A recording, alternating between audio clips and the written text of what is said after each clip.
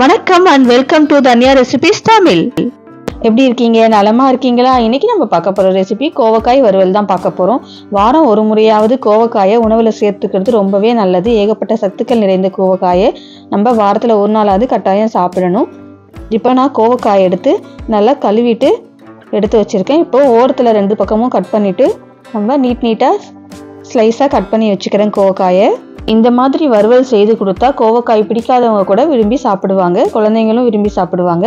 இப்போ எல்லா கோவக்காயும் இந்த மாதிரி ஸ்லைஸாக கட் பண்ணி வச்சுக்கிட்டு இப்போ ஒரு பேனில் ஒரு 3 ஸ்பூன் எண்ணெய் ஊற்றியிருக்கேன்.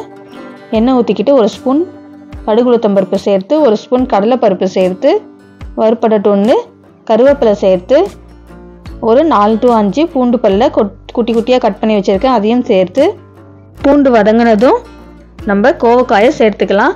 ரொம்பவே ஈஸியாக செய்திடலாம் இந்த வறுவலை. ஏகப்பட்ட உடம்புக்கு ஆரோக்கியம் தரக்கூடிய நிறைய விஷயங்கள் கோவக்காயில் இருக்குது. விட்டமின் B12, கால்சியம், அயன் போன்ற எல்லா சத்துக்களும் நிறைந்த கோவக்காயை கண்டிப்பாக கட்டாயம் நம்ம உணவில் சேர்த்துக்கிறது ரொம்பவே நல்லது. நல்லா ஒரு 10 நிமிஷம் கோவக்காயை சேர்த்து அடுப்பு ஹை ஃப்ளேம்லேயே வச்சு நல்லா வதக்கிட்டு ஒரு 5 to 10 நிமிஷம் வதங்கினதுக்கப்புறம் 1/4 ஸ்பூன் மஞ்சத்தூள், 1 ஸ்பூன் மிளகாய்த்தூள் சேர்த்துருக்கேன். நீங்கள் உங்கள் காரத்துக்கு தகுந்தாப்பில் மிளகாய்த்தூள் சேர்த்துக்கலாம். உப்பு சேர்த்து கிண்டி விட்டுட்டு இப்போ அடுப்பை ஸ்லோ ஃப்ளேமில் வச்சுக்கலாம். அடுப்பை ஸ்லோ ஃப்ளேமில் வச்சுட்டு மிளகாய்த்தூள் உப்பு சேர்த்து கிண்டி விடலாம். கிண்டி விட்டுட்டு ஒரு 10 நிமிஷம் ஸ்லோ ஃப்ளேம்லேயே இருக்கட்டும். கோவக்காய் நல்லா வெந்துடும்.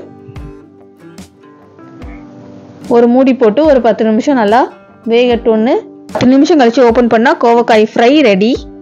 இது தயிர் சாதம்னு எல்லா சாதத்தோடவும் ஒரு சூப்பரான சைட் டிஷ். இது ட்ரை பண்ணி பாருங்கள். ட்ரை பண்ணி பார்த்துட்டு நம்ம வீடியோஸ் பிடிச்சிருந்தா ஒரு லைக் போட்டு மறக்காமல் சப்ஸ்கிரைப் பண்ணிக்கோங்க. பெல் ஐக்கானை கிளிக் பண்ணிவிடுங்க. தேங்க்ஸ் ஃபார் வாட்சிங்.